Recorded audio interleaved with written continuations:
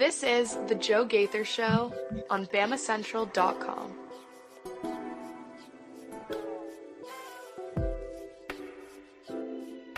Good afternoon, Tuscaloosa, Internet World, West Alabama. How are we doing today on this Thursday?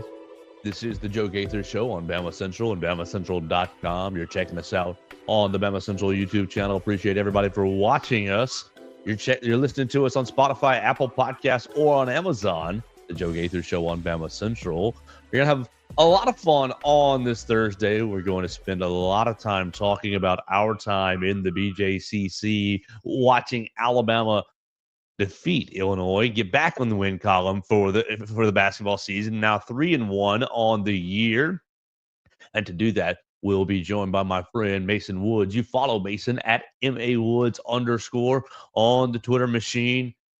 And we're going to have a lot of fun. We might get into football, but I have a feeling this basketball conversation might go a long time. So we'll just see where the hour goes. And we appreciate everybody jumping in and joining us. We're live in the Derek Daniels State Farm Studios. You can find us just off McFarland Boulevard, past the Tiger Rock on the left, over here in Northport, Highway 69 North. You can call Derek today, 205-758-3391 for all your insurance needs, home, life, auto insurance, whatever you need. Derek and his team can take care of you today. Red, Reese, and Victoria are waiting upstairs. Call them at 205-758-3391. Call and see how much Derek can save you today. Mason, we're joined by Abby once again. I felt like I left her cooped up in the house all afternoon and evening. Well, most evening and night. We didn't get home until a little after midnight last night, so I feel like she didn't need to be thrown right back into the crate this morning. So Abby is with us. Alabama is victorious. How are you doing, my friend? I am doing as good as I can be. That game was I saw a lot of things I wanted to see in that game, as the best way I think I can put it. Obviously, I think there's still some things and we'll get into it. There's still maybe some things to work on, but I'm extremely happy with Alabama's performance. I thought a lot of things went well for the Tide last night. You get I guess a neutral site game, but it's basically a home game. There was actually a decent amount of Illinois fans. Okay, there. So there we go. So obviously, you get somewhere outside of Coleman Coliseum, 85-15, 80-20, something like that. But at the end of the day, you get somewhere that's not Coleman Coliseum, so you get to play somewhere new. You get to show your team off to some new people who maybe don't get to see you, and I'm very happy with what Alabama did last night. Yeah, so I guess we'll just start there. We'll start with the venue, and we'll start with the crowd, and then we will. I feel like maybe the best way to do this today is to just go player by player, because I've got stat broadcast up as well, and then we'll just kind of go every player. I do want to hear about the venue because I haven't been able to go yet. No, not yet. Okay, so not since it's been all the renovations. Oh man, and things. It is beautiful. Really? You need to go. Really bad. You've got. I went to the Liberty game last year, the Gonzaga game 2 years ago, and obviously this matchup was somewhere in between those two as far as the crowd goes. It was not 100% full, we'll just be honest, but it was 75-80% full, Pretty somewhere in there.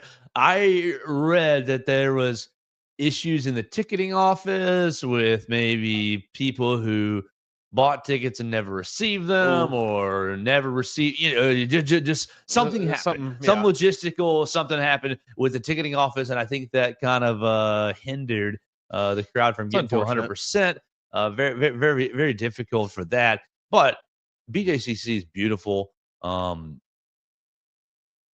They put the media basically you've got the court, and then the media, it's on each end. Yeah, I could see the tables on the broadcast. That's pretty cool spot. Yeah. Oh man, speaking of the broadcast. Oh yeah. Tell me about that. I was so furious last night. You missed Grant Nelson going ham right off the bat. I mean, when I tell you, I am pacing back and forth through my house, like screaming at my phone, at the computer, at the TV. I'm sitting here refreshing stat broadcast on my computer, just like, what? Grant Nelson? What? You mean to tell me, SEC Network, we're going to watch playing volleyball? Florida and Auburn. Auburn is the bottom of the SEC in volleyball. Eagle, baby. They're terrible. I looked into it. because I had to see. Oh, maybe this is a good matchup. There's no reason that game needed to be on television. You do not need to relegate a top 25 college basketball game to streaming so that we can put like a regular season bottom of the barrel SEC matchup on the TV. I was so mad. I was furious. Oh man, yeah, no, that got me so fired up. I was so angry. It would have been like y'all didn't get to the game until like 11 or 12 minutes in, right? It was halfway through the first half. I didn't get. It was so ridiculous. Like, oh man, it'd be one thing. It would have been one thing if that had been a tournament game, something. It was just a run-of-the-mill regular season matchup between Florida, who is very good. Florida's right at the top of the SEC in volleyball standings. But Auburn is awful. Their season's over. They have nothing to play for anymore. Why is that game on my television? I was so mad. Oh, that's insane. Oh, count your days, SEC Network. I'm coming for you. To me.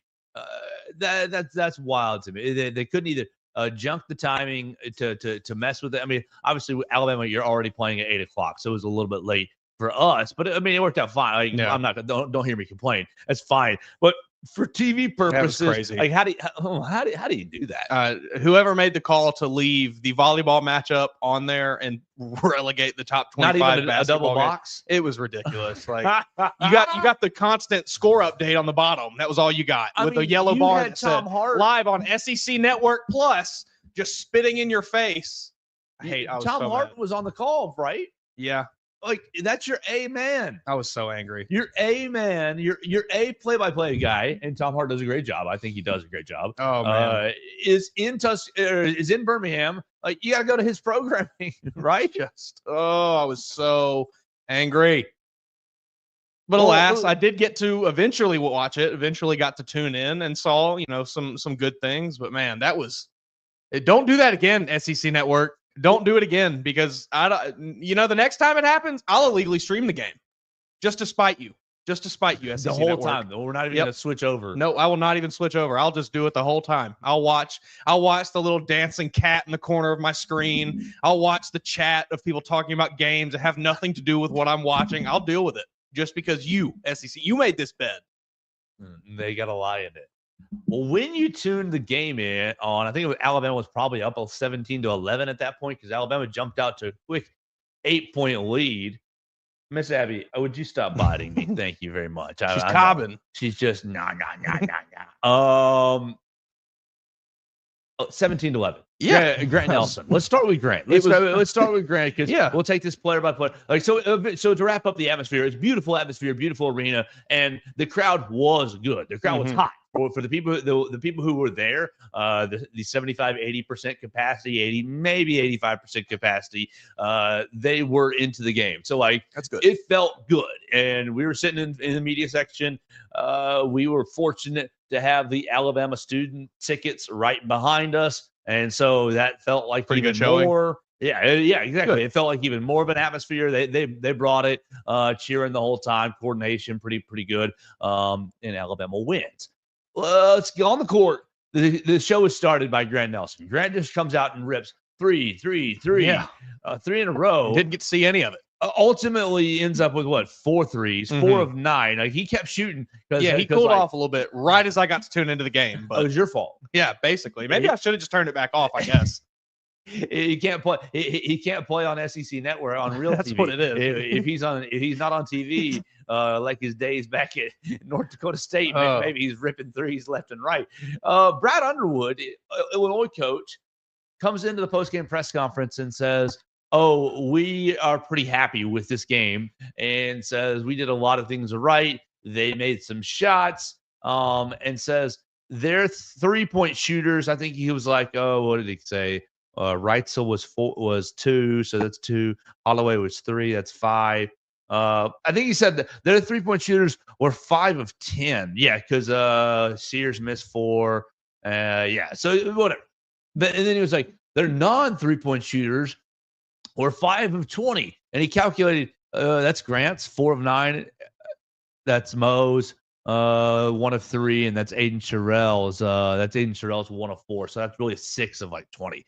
I'm sorry. I've got to I know when you're look, if you're coaching against Alabama, Mhm. you're going to have to live and die with some things. Yeah. Some things are just going to have to take. You're going to have to say, you know what, we're going to take our chance with this strategy, that strategy, whatever the case may be, because Alabama is that loaded. Mhm.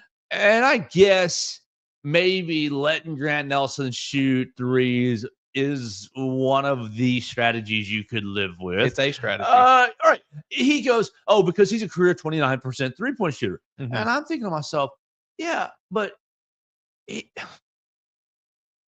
he's a career 29% of three-point shooter, probably because he's been mostly contested in a lot of those. You're not going to just let the man stand out there on his own, just like, hey, guys, I'm just out here by myself. Yeah, Like 29% is not low enough of a percentage for me to feel confident being like, yeah, that guy can't shoot. right. I think in a real game, and especially from a big who's not, you're not getting a lot of shots. It's now Grant's getting more than most, Yeah. but like as a big, you're traditionally not getting a lot of shots. I think that I didn't think that was the smartest smartest of plays. That's an odd strategy to take. Especially from like Brad Underwood. He's been in Illinois for a while. Illinois has been good for a while. This is someone who knows the ropes of college basketball, at least so we think. That's an odd strategy, and it's really like the best I can say about it. I feel like looking at this team, that's not really the route I would maybe take. I think comparing the two teams, Illinois matched up physically pretty well size wise. Maybe you go after that route a little more than just trying to say, all right, we'll let this guy who has shown to be at least a somewhat competent three-point shooter because he makes 29% of them. We're just going to let him blindly chuck them up for the first 5-10 minutes of the game. A really weird strategy. Obviously, it did not work. They got down in a big hole right at the beginning because they were letting Grant Nelson just fire threes at will, and he was making them at will. So, I mean, right from the jump, your game plan goes out the window. I'm not really sure how you can walk away from this game saying, "Yeah, well, I'm pretty happy. We did a lot of good things." So that's kind of loser talk. I don't know. Oh well, I mean, you always have to find your victories. Sure, it's their first Power 5 game of the year. I think that he probably thought, that's fair. We went up against a really good opponent, Yeah. and we played pretty well, and there's some things to work on. Absolutely. There's some things to lean on going forward. Blah blah blah. Grant goes 19 points in the first half. He goes 4 of 7 from 3-point line in the first half. He goes 4 points in the second half. He's 23 points on the day, 8 rebounds, 2 assists, 4 blocks, a steal. And was your best player or almost your best player on the night. I just through what are you now? 5 games. You're 5 games in now. You're 4-1, right? Yeah, you've won your 3 bye games and another, so you're 4-1. I like what you've seen Grant really growing into it. He's asserting himself from an offensive standpoint, going to get his shot. I think that he's a player. Look, especially if you're going to get what you're going to get from Mark right now over the last 5 games. And really, Mark's been fine outside of last night, right? It was a tough game for Mark. I mean, I think he struggled a little offensively just compared to what we're used to. I think he led the team the first game in scoring, but I don't know. Has he since then? Yeah, his game logs. Okay, look, he's been absolutely fine since last night. It's 20, it's 19, it's 15, it's 15. So nothing to worry about. It's an off night. It happens. Fine. But if you're gonna get an off night from Mark, it's great to have Grant say, "Hey, let me go dunk 23 in there." Hey, doggy, get away from his computer. That'd be nice. It's really good to have a second player who can say, you know what, I can shoulder the load and maybe lead these kids around and help these kids score a bunch of points. So not a good night for Mark. I don't think it's anything to worry about. Hey, if some people maybe take this other differently than I did. I thought it was pretty neat. You saw Mark Sears. A lot of people maybe saw it. Was in the gym till like almost 3 a.m. last night putting up shots. Oh, really? Yeah, he posted about it on his Instagram story. Wow. Whatever. But If you post about it, does that? Yeah, that's kind of that was a bit of the takeaway. What I do they saw- say about prayer? I saw pray it, in private. I saw somebody had reposted it on Twitter that he had, put, but whatever. Your The point prayers, is, he was there. your prayers that you pray all boastful, and I'm praying to God about. I find it a little I'm hard to shooting believe that three, he got out of bed at 2:30 and walked over to the facility and took a picture inside just to post it. He was probably there putting up shots at the very least. You don't think they jumped the timestamp? Maybe. It was like really like, hey, we're gonna take this right when we get home, and we're gonna because you can schedule. Yeah. I taught somebody something yesterday. I taught somebody that you can schedule an email for a certain time. It was like, I gotta set an alarm to wake up really early to send an email at 6 a.m. Buddy, Schedule it. just write it right now, and you can schedule it to fire off at 6 a.m. Wonders of technology. Oh. So like, maybe Mark Sears, you junking the timestamp on your I'm gym? going to choose to believe Mark Sears. I am too. I look. I love Mark. He's giving me no reason to doubt him. What a quintessential University of Alabama athlete. Like Love Mark Sears. Of course you're going to believe him. And of course that he's going to take that hard game. Now, here's the question. Post game, Mm-hmm. Grant Nelson says, "Oh, it's leadership." Mm-hmm. He's asked, "Oh, what's it mean about the team? What's it say about Mark that you can go on win a game by 13, win a ranked matchup with him scoring 0 points, like, something to that Mm-hmm. that." Trying to basically ask Grant why he scored no points and how the team kind of responded and what that was like. And he said, "Oh, it shows Mark's leadership. Mark knew that other guys were feeling it and was really encouraging the other guys and was really vocal and getting the other guys going, and essentially didn't sub himself back or kept himself out of the rotation in the second half." Let me see when the last time he got into the game. It'll show me his last sub out right there. His last sub out was at 11:27 in the second half. So the last 11 and a half minutes were played by Latrell, Aiden, and LeBaron. Mm-hmm. And basically during this course of that time, Coach Oates is, "You want to get back in there? No, let the other guys get back in there." Yeah. And Oates praises his leadership as well for saying that, and throws him in the categories of the Herb Joneses, who said, "Herb's done that before, and we've had other guys who have done that before who have said, hey, X players, not my night, X players doing good, leave them in there. Y players doing good, leave them in there." So what do you make of that, Mason? Because I got two different flip sides. Yeah, I got two different sides narratives for that. Yeah, I think my initial reaction to it was I like that. I think that's a stand-up move. I think considering the position he is in with the amount of talent on Alabama's team, top to bottom, that is probably potentially a pretty realistic spot that he was in, where he's like, all right, yeah, no, the guys that are behind me are very good at basketball, potentially better than me at basketball, and they're having a great night. So let me just let them go out there and cook. Now, maybe to get to maybe what you're teasing at, the flip side is something a little more negative, and maybe potentially a bit of a negative light on Mark Sears. But I don't know. I do think that I think he's been here long enough. I do think he's a very vocal leader on this team. I think a lot of the players on the team look up to him, respect what he thinks, respect his opinion. So I'm going to choose to buy the Mark Sears, said, "Hey coach, it's not my night. Let the young guys get in there." So I think I'm going to roll with that. But yeah, there's definitely something else it could be. Look, the company line, Mark Sears, great leader. I'm going to drink that Kool-Aid all day long. Give me that Crimson Kool-Aid, and yes, Mark Sears, you're a great leader, great player, X, Y, Z. And he is. Look, he is. There is just a small,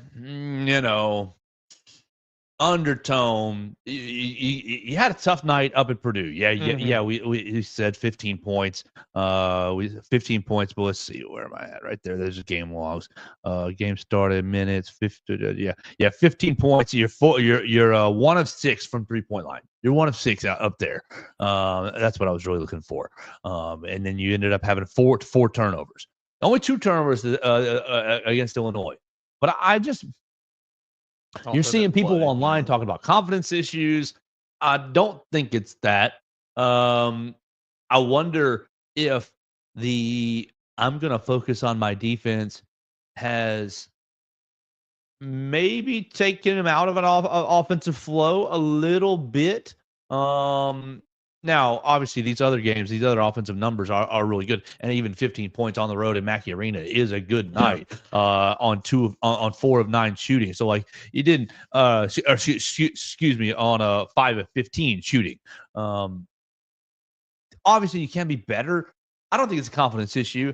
I do think it's a plus. It's a positive leadership to say that, hey, LeBaron and Aiden are balling. I mean, they were crushing it last night. Yeah, exactly. You like recognizing. That's a great leadership trait to know that, hey, I can go hands off and my guys can take care of it. Absolutely save your legs for another night.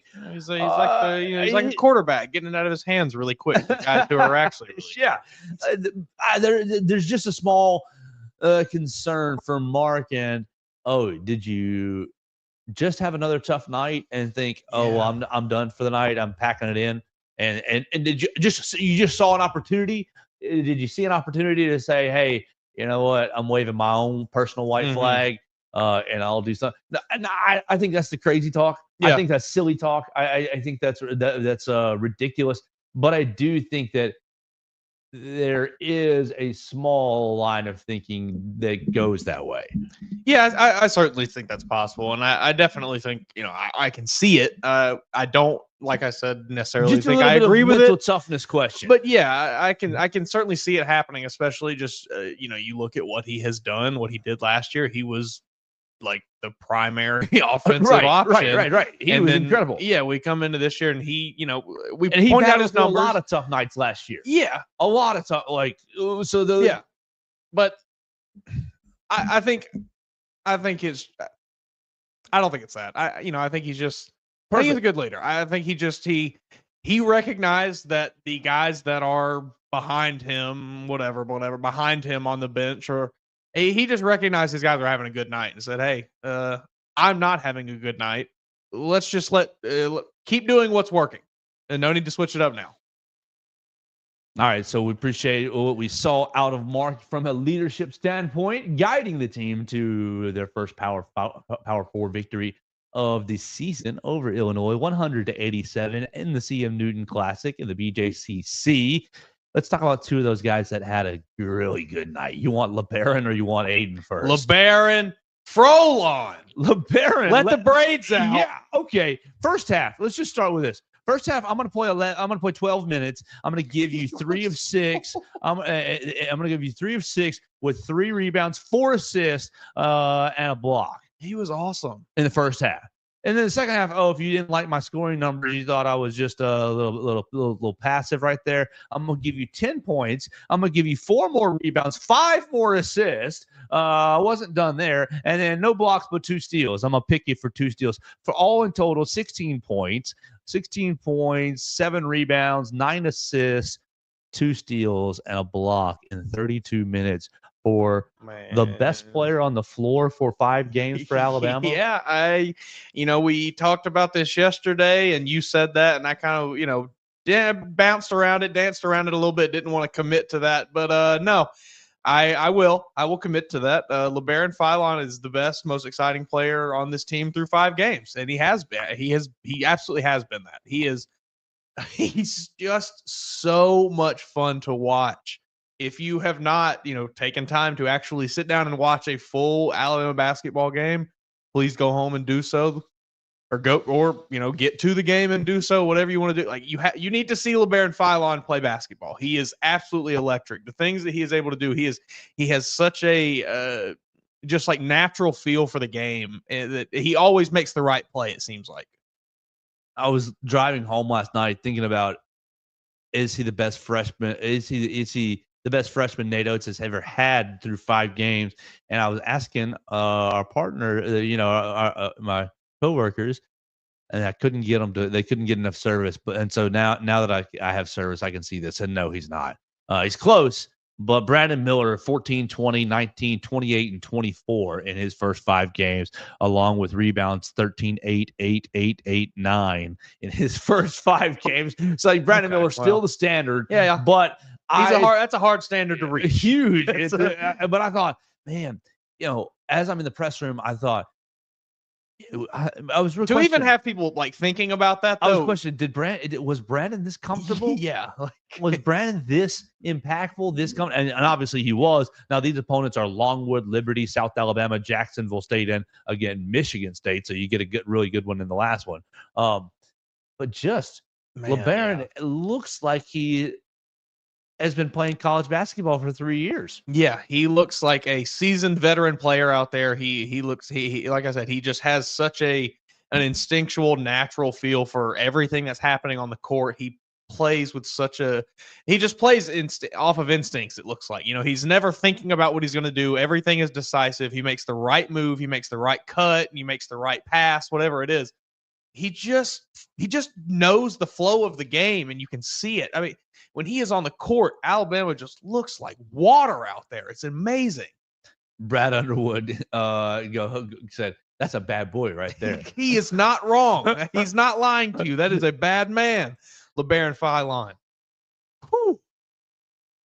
I mean, I don't really, I honestly have a hard time putting it into words. Like it's just so smooth. He plays so free and so without any restrictions or anything like that. It's very, very, it's enjoyable to watch.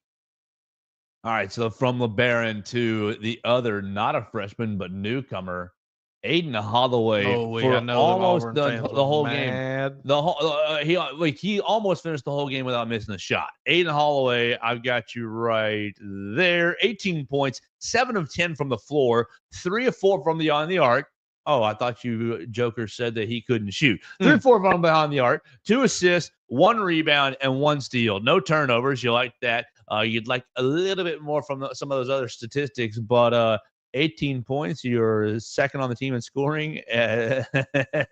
Looks pretty comfortable in the system. That and 1 3 that he hit with the guy draped over his back. I don't know. It was relatively late in the game, probably like 5-6 minutes left. Alabama had a decent lead at that point, but that shot, he was awesome. We just got done talking about how great LeBaron Philon was, and like he was, but they played differently. Like they had very different performances. You look at the stat line; they're pretty similar, but like the way that they played, I think LeBaron's doing more outside. He's doing more like facilitating, right? Yes. Holloway, and I don't know if maybe he can sort of develop this role as the season goes on. I imagine he'll get more comfortable in the offense and more comfortable dishing it out to some people and finding that rhythm with his teammates. But is he more just like Latrell Jr.? He might just be, and if he is, that's okay. Because if he wants to take that role, obviously he can succeed. Right. So with 16 last night. Yeah, I keep going with Aiden. Aiden, I mean, if he wants to jump into that role where he kind of wants to play that spot up shooter, just kind of bounce around the perimeter, make a cut here and there to the basket, not really have to worry about the handling the ball, facilitating to the guys, making things happen offensively. I think he could find himself very comfortable in that role. Yes. You look back to Auburn last year where he struggled a lot at times, having to be that guy that was making things happen offensively. And I think you look at the game last night, he looked like he was having fun. Like he looked like he was just having a great time out there. I think he likes this role. I think he will thrive in this role if they just let him. Do he and LeBaron, are they perfect complements? Because LeBaron can just get into the lane and make things happen. And here I am, Aiden on the wing. It's so hard to defend. I don't, man. That duo is they unlocked something last night. It kind of felt like. Yeah, it's going to be a lot of fun as we keep going. Alabama plays Houston on Tuesday in the Players Era Festival. We will not be there, unfortunately. golly, I was hoping so bad I could figure out a way to get out to Las Vegas. But we will not be there. But we will obviously be covering the entire Players Era Festival. Let's keep going with the guards, and then we'll hit a commercial break before we get to the bigs. We're going to go to Latrell Wrightsell, who's also in with 16 points on the night, 4 of 6 from the floor, 2 of 4 from beyond the arc. He's got 2 rebounds, 4 assists, 4 personal fouls. Watch them hands, 2 turnovers in 30 minutes. Latrell 3 in the first half, and then 13 in the second when things get kind of tight. His second half buckets are let's see if I can't figure this out. Good layup at 7:06. Free throws at 3 minutes. Good free throws down the stretch. So yeah, it's a good 3-pointer right out of the gate to get you started in the half at 18-12 for his 13 points. Yeah, I mean, I think kind of like what we just talked about with Aiden, he played very well in this role of kind of just being not the main guy that makes the offense drive, but maybe the main scoring option, if that makes any sense. You know, he's the only negative thing I look at with what he did is maybe the 4 fouls, but you didn't foul out, so it's okay. I got no problem with it. He played fine. He played pretty solid defensively, I thought. I don't remember seeing any times where he was slacking, you know, other than just kind of where the team as a whole maybe slacked a little bit in stretches. I was pretty happy with what Latrell Wrightsell did. I think he will continue to be one of the top scorers on this team as throughout the season. You know, he'll have some games where he absolutely explodes, and he'll have some games where he maybe doesn't shoot that well. He's just kind of going to be one of those things. He had a good game last night. All right, so let's hit a commercial break, and then we'll talk about the Alabama Bigs. We're talking about Alabama's victory over Illinois at 187 last night. And as we continue on with the conversation, we want to tell you about our friends, Purple Turtle Roofing. You can find them today. They're the most reliable residential roof replacement company in Alabama and Mississippi. Whether it's addressing leaks, storm damage, or general wear and tear, Purple Turtle Roofing is going to be there to deliver exceptional roof repair for your property. They're the leading expert in local residential roofing solutions, specializing in providing unparalleled service and quality craftsmanship for all your roof replacement needs. Call Dustin Foley and his team today at 877-PT-ROOF-5 for your free roof inspection. That's 877-787-6635 to schedule your appointment, and one of their qualified employees will come check out your roof for free and make sure you're prepared for any and all of life's storms. Check them out online today at roofturtle.com. And of course, we are live in the Derek Daniel State Farm Studios. You can call Derek at 205-758-3391. Call and see how much Derek can save you today. Now, I think this is a more interesting topic. I mean, everybody's going to make a lot about Mark not scoring last night, and I don't really care that much. I know that maybe I talked about that, you know, off court narratives, but I don't really put a lot of stock into any of that stuff. And so I don't really care about Mark's score last night. Alabama got to 100 and Mark didn't score. I think Mark's going to be able to find his. He'll be all right. I think he's going to be able to find his shooting stroke before too long. I think. Look, he's gone through shooting slumps at Alabama before. He will be a-okay. The bigs are interesting. I guess we talked about Grant right off the bat. So like he's there. Grant is kind of one of those tweeners anyway, though. Played really, really well. I think Grant not an A+, but an A. Yeah. I think he took one too many shots in his heat check era. Yeah, because he came out 1, 2, 3, and it was like, all right, great. And then it was like, here's another. And I was like, yeah, take it, brother. Like, go for it. And it was like, okay, he barely missed. Yeah, he got one over in the corner that was questionable. Yeah. Like, he got a layup. And it was like an easy layup, and I was like, all right, he's still cooking, great. And then he might have taken another 3 in really good rhythm, and then it was that third one, and I was like, "Oh, that was not." You could see it, you could feel it, you could see, you know, even the rest of the team, you could see the way they reacted getting back. It was like, you know, he definitely one too many on the heat check there, but hey, I'm fine with it. If you come out that hot, you get to kind of do whatever you want. That's course. Okay. Cliff Amore. You bring him in as your transfer, 6 points, 3 or 4 from the floor, 6 rebounds, 2 assists, 4 fouls. He only playing 15 minutes. Now he's plus 12 when he's in the game. I'd like to see him in the game a little more, if possible. But he can't. It's okay. So coach talked about it last night. the foul trouble. Talked about struggling in drop coverage, struggling in getting used to drop coverage. Just not the way that Rutgers played defense, and that's getting him a little bit out of position, and his hands are just a little bit wild, and so thus you get the foul trouble. It's going to be very important. I mean, look, who cares about these November games? Yeah, it's fun to win, but it's going to be very important for him to work through this, because if he can master the drop coverage, you can be playing like you played late in Charles Bediaco's time with Alabama, where the defense was really, really, really good and really, really tough. Everybody knew their rotations. So he's just going to have to be out there. And this coming Tuesday against Houston, who's got a lot of bigs, who's going to be playing really tough. You know, it's going to be another big challenge for Cliff. And maybe less on the scoring side of things, but he's just going to have to stay available by being a little bit better with his hands. Yeah, I agree. You got to be able to get more than 15 minutes out of him, and him being in foul trouble, 20, limits his 20 time. Would be nice. Yeah, 21, if you can get 20 to 22, that'd be a great spot for him, because obviously I know he is kind of dealing with some stuff that limits him a little bit, maybe. So I don't want to overwork him, but you need him more than 15. Yeah, 15. It's just not enough for what you need him to do for this team. 15 minutes isn't enough. They need him to be that kind of that big presence in the middle at some times, and he wasn't available at times during that game. I think Aiden Sherrill did a fine job, but I don't think he's quite ready to be the main guy there. Good pivot, Aiden Sherrill. Not 2 minutes against Purdue, but 9 minutes against Illinois. 7 points, 3 of 7. 1 of 4 from the 3-point line. Exactly why I don't think he's quite ready to be up there. 4 rebounds, a block, a foul, 2 steals. Yeah, 4 threes. That's too many. You don't need to take that many. We need you to be taking two a game max. Well, he's got to make one, and so we got to get that make. I think was so. His Do you last. get yeah? Was it? Yeah, I think you're right. I think it was his last one. Yeah. Good 3-pointer at 13-11. That was his last shot. Yeah, that was his last. Sure was. But no, Aiden Sherrill, what are we doing, buddy? Get inside.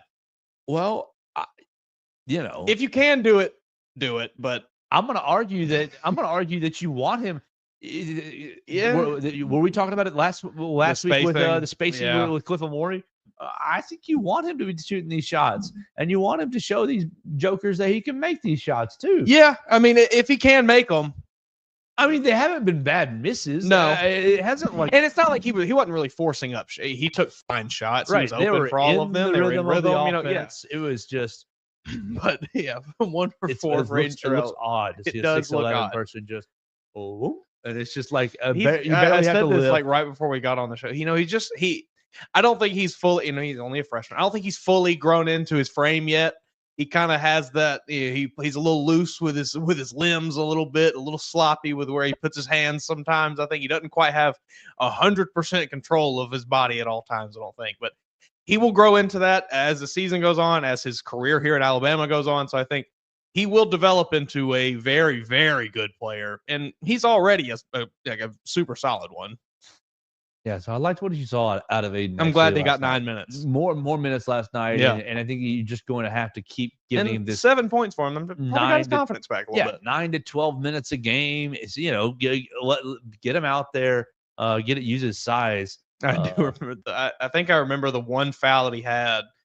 Watching it, and you could immediately see him look over to Nate Oates, and Nate Oates just looked at him and said, "Put your hands up," because he just swatted at the guy. It was like, all right, we'll take it. But hey, he didn't get a foul the rest of the game, so obviously he takes some coaching. Well, I think Aiden Sherrill by the end of the season, we'll be talking about him as one of the most exciting players moving into the next year.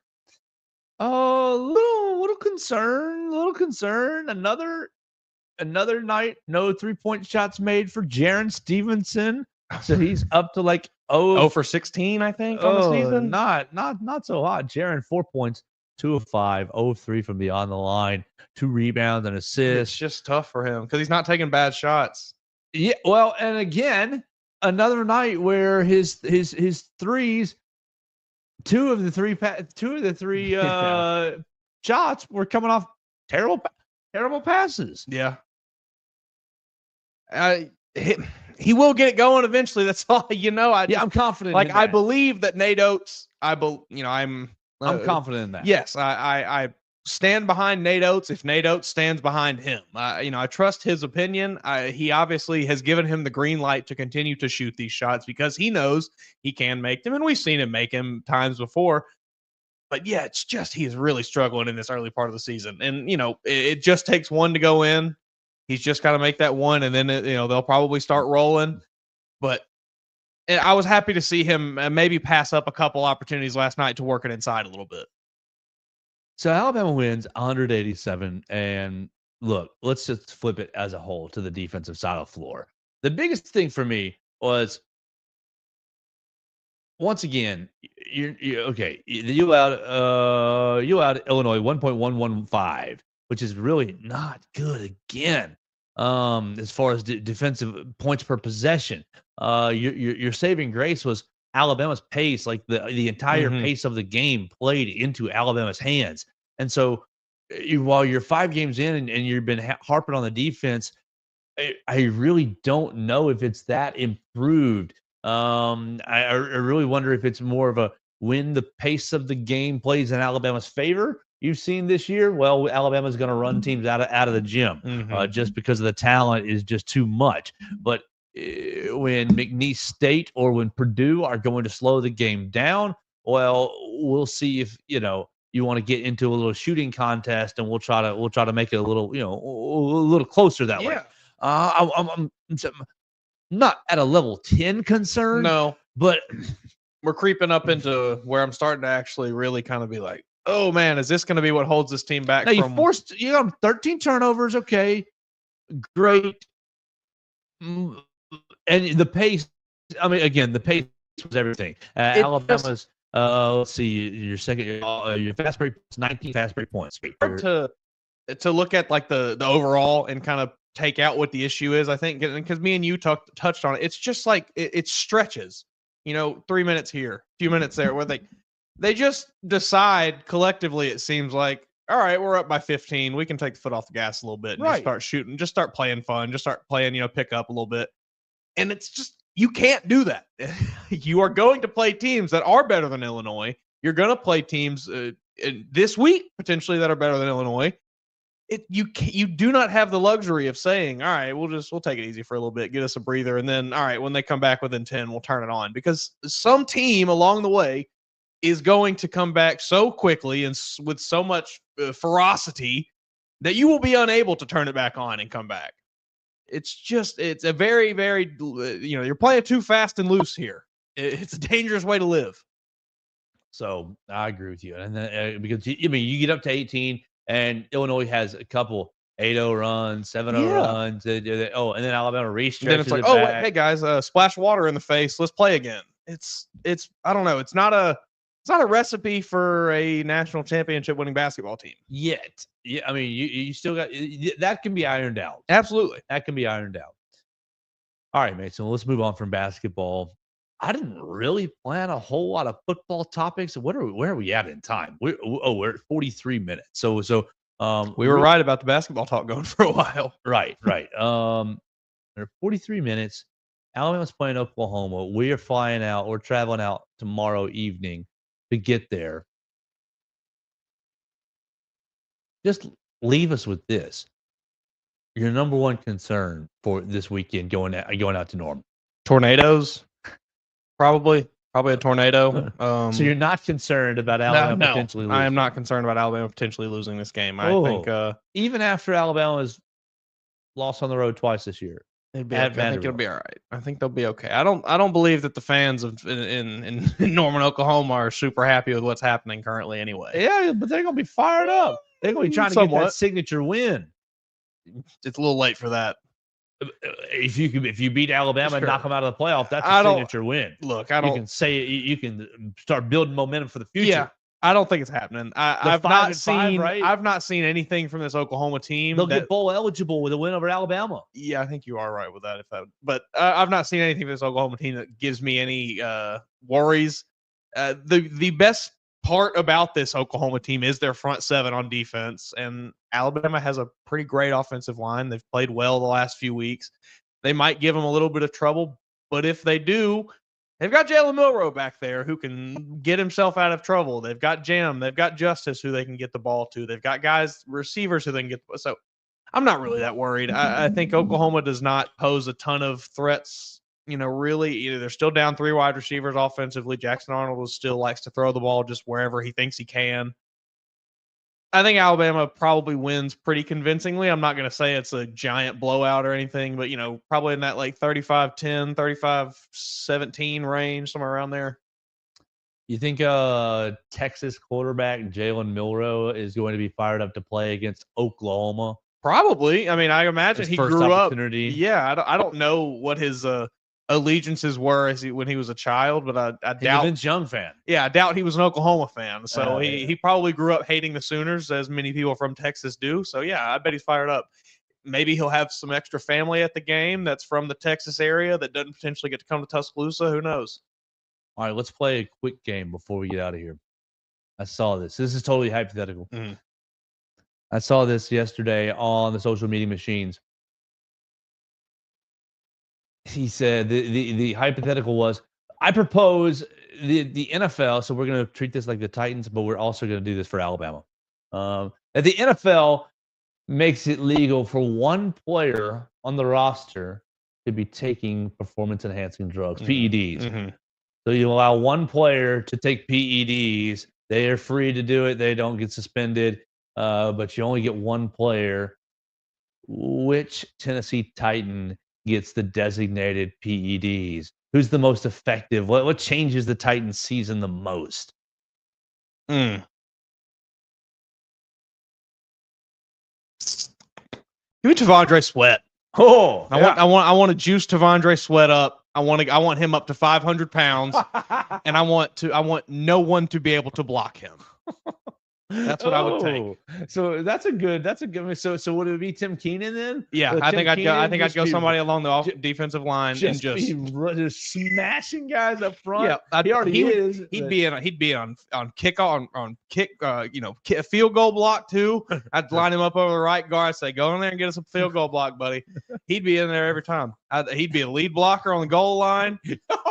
Man, yeah, 96. Juice him up. I thought that because I don't think you get enough value if you give it to a quarterback or something. No, what? You're gonna be able to throw the ball 20 yards farther? Who cares? Jalen's already muscles everywhere. You got to give it to one of the uglies. And they're all muscles as well, but I think that I think that an extra 10% yes of the Jaden Roberts or Parker Brailsford, you get Tyler Booker on some oh my, he's gonna hurt somebody because he's already out there trying. Maybe Robbie Oots. I think that'd be dangerous. Robbie Oots on PEDs would be like that'd be the Incredible Hulk. The government would come get him.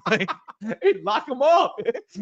I just thought it was a fun hypothetical when I saw it. I was like, what one player on your team? I think it's got to be for me one of the uglies, a fullback or an offensive or defensive you're just a little faster. Yeah. That's not gonna matter. I don't think.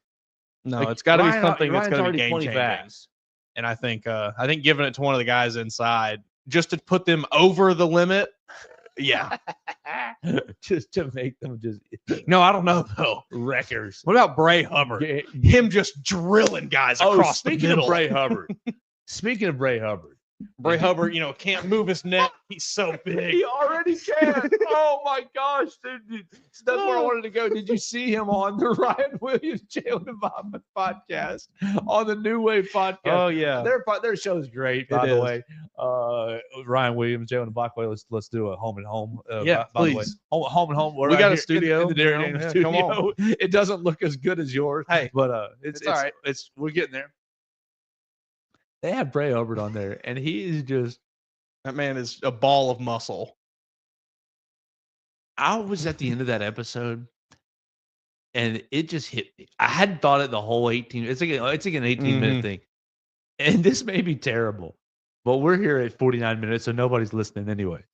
It hit me at the end of the episode. I said, "That man is getting every woman he wants on campus." That man is getting any woman that he is just he's not like any typical person that you meet in Tuscaloosa in the sense that like there was nothing fraternity about him. There was nothing hoity-toity. He was very like I think Bray Hubbard, if he wasn't playing football, Probably a pretty cool he guy. might be a lineman. Yeah.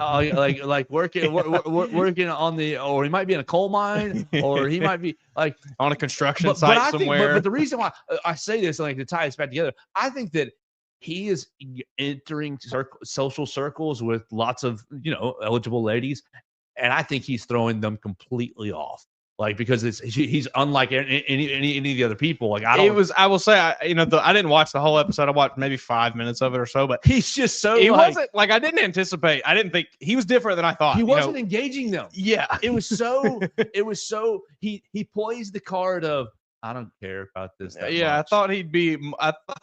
It's not that big a deal. I had envisioned in my head he'd be a very like a team first kind of buttoned up kind of, but just didn't give it. He's just whatever, man. Football, he just likes to play ball. I was on flag football and I got in trouble for hitting people, so they moved me up to play with my older brother. Hey, yeah, he just so matter of fact. Not to say that he doesn't care.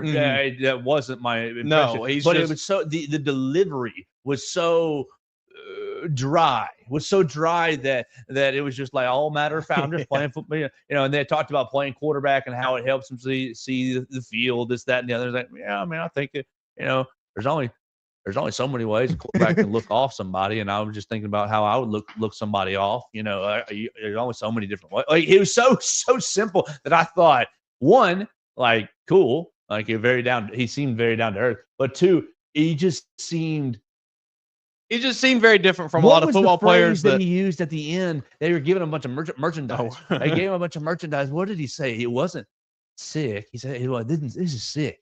And it wasn't, this is slick. It wasn't that. It was something else. It wasn't, this is busting or anything like that. It was something else that I hadn't heard in a long time. Yeah, he seemed different, Smooth. That's what we go. This is smooth, man. This stuff. He's just an old country Baumhauer. Dude. Yeah, just an old country dude, man. From the boonies. Yeah. This is smooth. I didn't. I went to the university. I didn't interact with a ton of football players in my time there, but the couple I did, some of them were cool, some of them were not so cool, and he definitely seems like one of the cooler ones. Yeah, he seems like he'd give you a head nod in class. He gives you, oh, thanks, man. Yeah, he doesn't seem like he'd shoo you off if you tried to ask him about something. Yeah. Hey, great game last week. Oh, thanks, man. It'd probably get you one of those.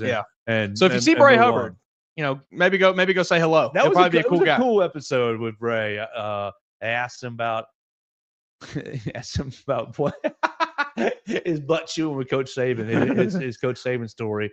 He says he's a freshman.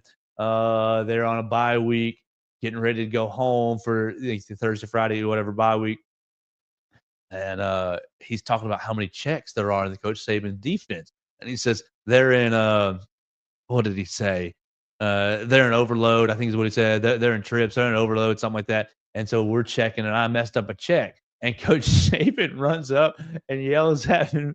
He says, oh, you're just thinking about going home, getting out of here, going back to Mississippi. There ain't nothing there anyways. Yada, yada, yada, yada. And he's like yelling at him. And he says that later in like the next day or so, as they're getting ready to leave, he says they just coincidentally are going out to the facility together. And Coach Saban looked at him and was like, hey, man, be safe, have a good time, back home for a couple days. And Bray says, I turned back to him and said, there ain't nothing there anyway. And he said they both cracked up and laughed. That's so good. Like, that's what I'm trying to say. I think he throws, I bet you that those on campus, those young ladies are, he's just throwing their radar on a completely different vibe. He seems like a cool dude. And so, that was a fun episode.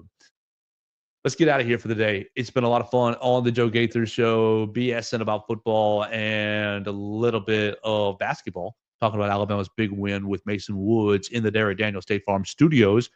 You can find us at Joe Gaither 6 or right there on Bama Central's YouTube channel, wherever you get your podcast, The Joe Gaither Show on Bama Central. We're going to get out of here for the day. We appreciate Purple Turtle Roofing, Derek Daniel State Farm, Druid City Music Hall, and more for sponsoring the program. We'll talk to you tomorrow right here on Football Friday before we go to Norman on The Joe Gaither Show on Bama Central and BamaCentral.com.